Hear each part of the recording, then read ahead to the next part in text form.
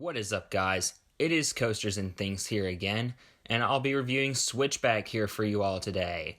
Switchback is at ZDT's Amusement Park in Seguin, Texas, about 40 minutes outside of San Antonio. This is the only roller coaster at ZDT's. It opened in 2015.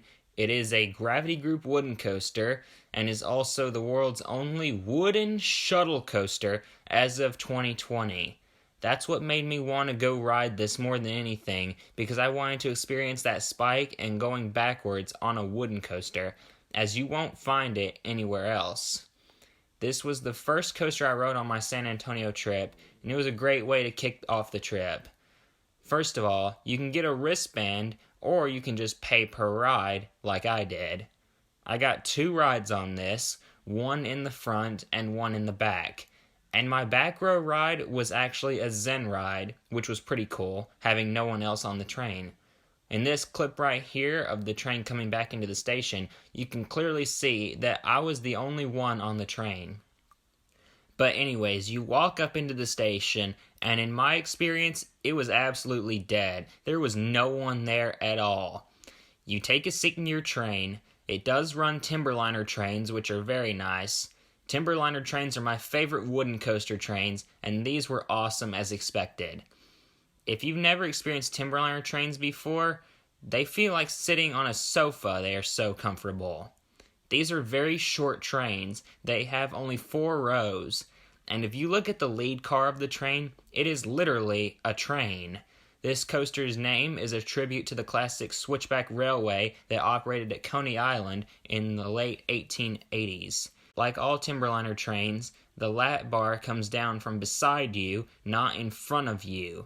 So after you board, you dispatch from the station, take a right-hand turn into the lift hill. The lift hill is 64 feet tall. When you reach the top, you take a very sharp right-hand turn. Timberliner trains can turn within a 9-foot radius, and I don't know the exact radius of this turn, but it certainly feels close to 9 feet. You drop down 58 feet and hit your max speed of 41 miles per hour. You go through a straight section, which includes passing over the switch track, and pop up over an airtime hill over the pathway. This was a nice bit of floater. You then go through a pre-existing building, which used to be a grocery store, by the way, bank right, and go over an ejector hill. This surprised me. This was the best airtime moment on the ride I found.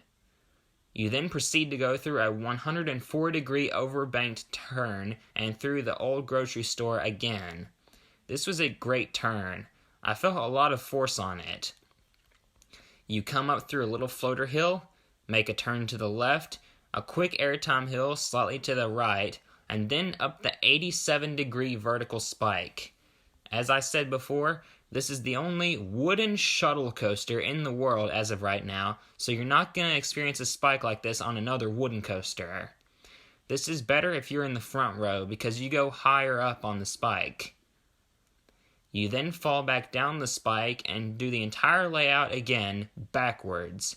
Going backwards I actually found to be my favorite part because you can't see what's about to happen. Going backwards on a coaster adds another element of thrill to it, in my opinion, because you don't know what's going to happen next. After going backwards for a little more than 20 seconds, you go partway up the drop, then back down, and the brakes kick in.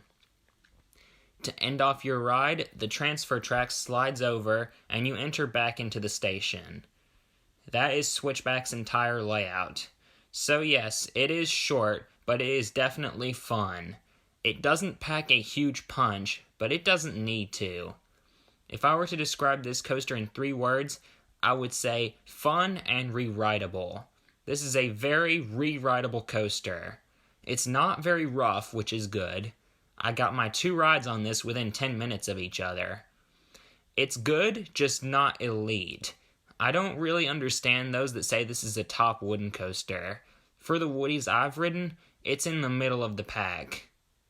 For its overall score, Switchback will receive a 7.5 out of 10. I feel that is a very fair score for this coaster.